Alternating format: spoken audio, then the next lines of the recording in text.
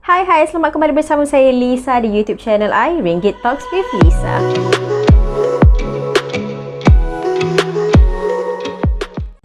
Okey, topik kita pada hari ini adalah tentang 7 baby steps daripada Dave Ramsey, daripada bukunya Dave Ramsey's Complete Guide to Money. Topik hari ini mungkin agak menarik untuk korang yang pada siapa yang mungkin fresh grad ataupun korang baru mula your first job. Probably this might give you guys some inspiration on where to start and how to go with about managing your money. So we're gonna start now. I akan bagi tahu sedikit background tentang Dave Ramsey ni. So Dave Ramsey ni adalah seorang financial guru yang sangat terkenal dekat Amerika. Dia menulis buku yang mendapat banyak gila sambutan. Dia menulis buku tentang personal finance dan macam mana how to attack debt, how to attack hutang jahat. So tajuk buku dia adalah Dave Ramsey's Complete Guide to Money. Berjuta-juta rakyat Malaysia pula, berjuta rakyat Amerika yang actually dah baca buku dia dan juga mengikuti dia punya kursus financial planning dia tu, dan dorang banyak follow step by step apa yang dia ajarkan, dan most of them berjaya melepaskan diri dorang daripada jerat hutang, ataupun kalau dorang tak ada hutang, dorang ada foundation untuk macam mana nak build dorang punya finance, build dari awal, how to build a solid financial plan. So today I akan share dengan you guys dia punya 7 baby step. So tanpa membuang masa lagi, kita akan pergi ke point yang pertama, iaitu baby step 1, simpan RM1,000 sebagai duit kecemasan awal. Korang tahu tak, survey yang diadakan oleh Bank Negara Malaysia mendapati bahawa 75% daripada rakyat Malaysia mengaku bahawa ia merupakan satu cabaran untuk diorang untuk mengumpulkan wang sebanyak RM1,000 jika berlaku kecemasan. So, duit kecemasan awal RM1,000 ini adalah untuk korang simpan dekat dalam bank account korang. Korang boleh simpan dekat dalam bank ataupun dalam cash. Yang penting benda tu kena liquid. Liquid tu maksudnya senang diakses. Sebagai buffer dan sebagai untuk korang standby jika ada kecemasan sebelum kita pergi ke baby step yang nombor 2, iaitu something yang berkaitan dengan membayar balik hutang.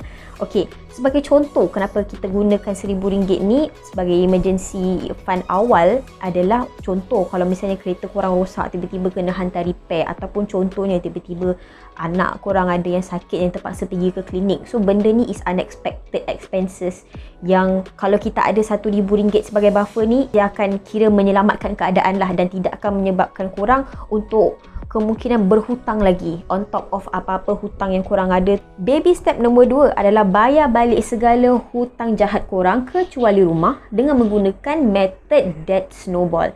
Bagi contoh, hutang-hutang jahat tu adalah hutang kredit kad, hutang kereta, personal loan, dan yang paling teruk, hutang along. So dekat baby step nombor 2 ni adalah di mana korang fokus segala lebihan duit yang korang ada tiap bulan tu untuk attack korang punya hutang jahat dengan menggunakan method debt snowball. Apakah itu debt snowball? Okey, dekat dalam debt snowball ni apa korang kena buat adalah korang kena listkan hutang korang daripada yang amount paling kecil kepada amount yang paling besar. Contohnya, korang ada hutang kad kredit RM3,000, lepas tu hutang kereta RM6,000, lepas tu ada hutang personal loan RM10. So korang kena listkan daripada amount yang paling kecil kepada yang paling besar. So dekat dalam debt snowball ni korang kena fokuskan, paling banyak fokus adalah untuk menutup hutang yang nombor 1 dulu.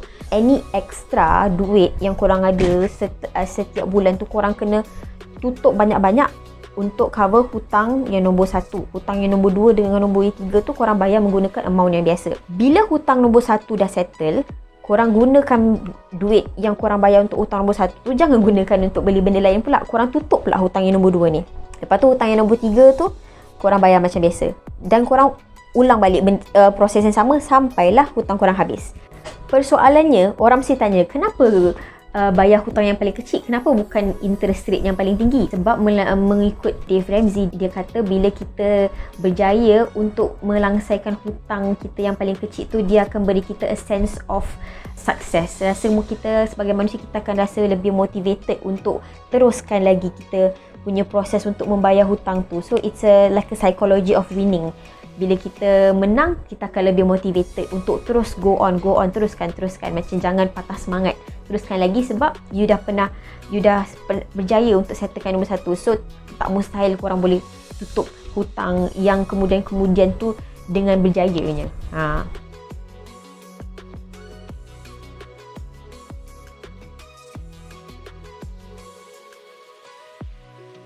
Okey, selepas dah dapat kumpul RM1,000 sebagai duit kecemasan dan juga dah habis tutup hutang-hutang jahat kita ni, ada rasa lega dah kan?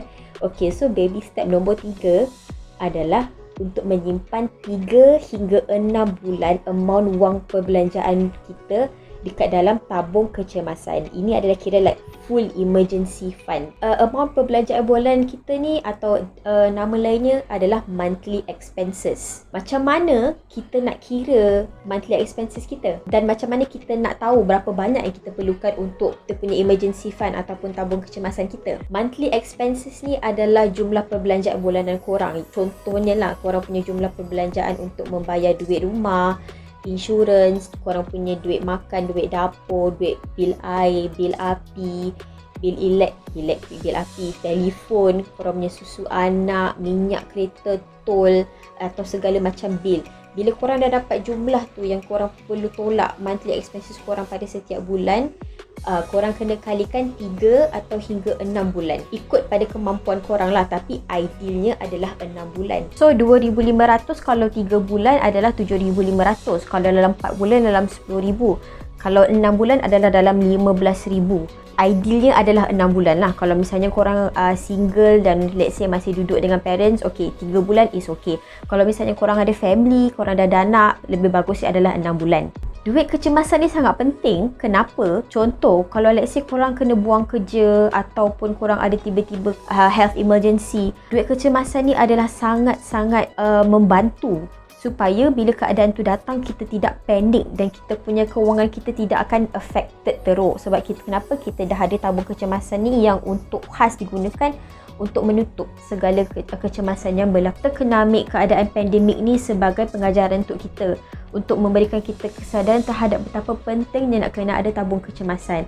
Ataupun contoh, let's say korang tak ada nating kecemasan, tapi let's say korang dekat tempat kerja yang korang dah tak tahan terlalu stres ke, ataupun culture yang sangat toxic ke apa. So bila korang ada tabung kecemasan ni, dia sangat-sangat membantu jika korang let's say dah tak tahan ni nak kena resign, dan korang ada buffer, korang ada duit tabung kecemasan ni sebagai buffer untuk korang menjalankan korang punya kehidupan seperti biasa sementara korang mencari kerja yang baru.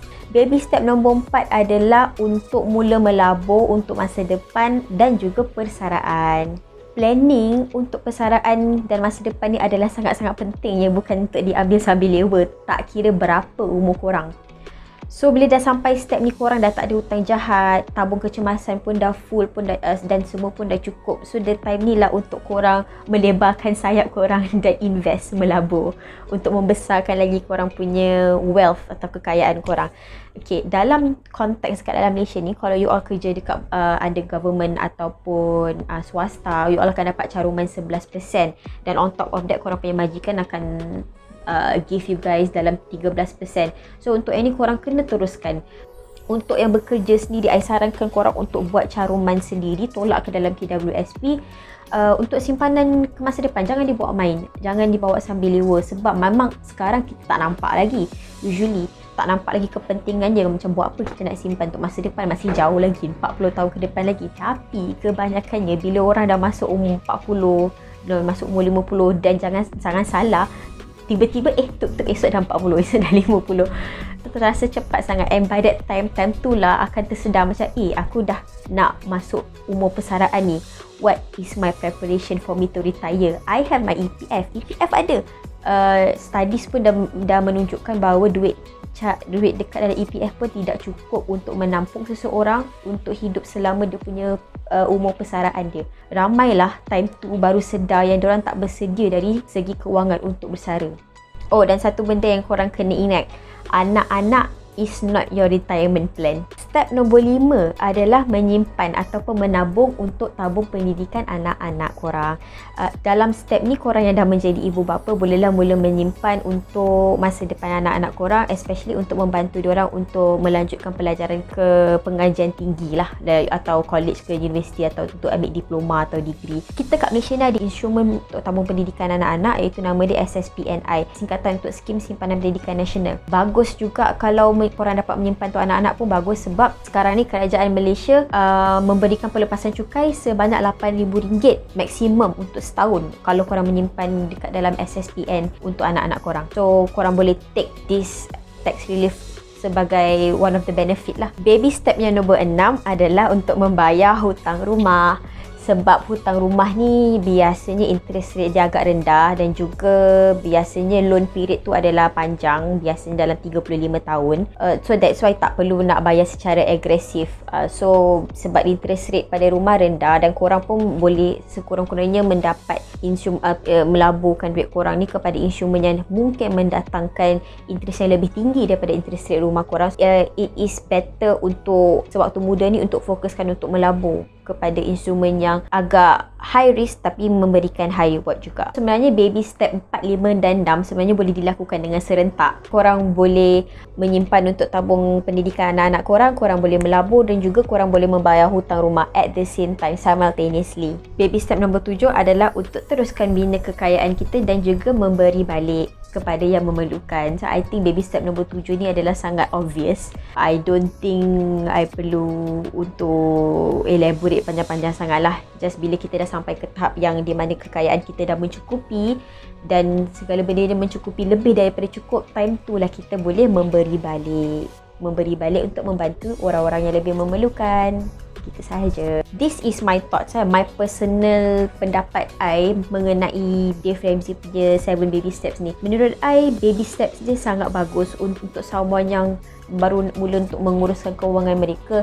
Macam I cakap tadi, mungkin graduates ataupun yang baru mula bekerja ataupun someone yang ada banyak hutang tapi at the same time don't know where to start, where to move on untuk membayar hutang mereka dengan cepat dan menguruskan kembali kewangan mereka. So usually baby step ni dia akan just bagi you financial blueprint lah. Dia just bagi you panduan, tapi along the way bila korang dah buat, let's say dah hutang dah selesai, korang pun dah mula ada emergency fund dan korang pun dah mula melabur. Usually bila korang start melalui perjalanan tu, ada banyak benda yang korang dah mula belajar, banyak benda yang korang dah faham melalui korang punya failure ataupun korang punya success. The financial goal korang pun akan like berubah-berubah sewaktu dalam perjalanan korang untuk build wealth tu. Eventually korang akan jumpa korang punya tempo, korang akan jumpa korang punya apa orang kata your own motivation dan korang dah tahu what works for you and what not. So this one is only for a blueprint, just for you to show you the way, but along the way you will find your own way. So you guys, itu saja perkongsian I hari ini. Jom kita recap balik apakah baby steps Dave Ramsey daripada nombor 1 hingga ke nombor 7. Baby step nombor 1, simpan RM1 sebagai duit kecemasan awal. Step nombor 2, bayar balik segala hutang jahat kecuali rumah dengan menggunakan metod debt snowball. Baby step nombor 3, simpan 3 hingga 6 bulan amount perbelanjaan dalam tabung kecemasan. Baby step 4, melabur untuk masa depan dan juga untuk persaraan. Baby step 5, simpan untuk tabung pendidikan anak-anak. Baby step 6, bayar hutang rumah. Baby step 7, bina kekayaan dan memberi balik. Okay, itu saja guys I punya perkongsian pada hari ini. Hopefully sangat bermanfaat. Hopefully bermanfaat untuk korang. Hopefully korang ada dapat sedikit sebanyak understanding untuk where to go after this. So if you guys have any comments, please let me know down below. Please like and share and subscribe to my channel. See you in my next video. Bye bye.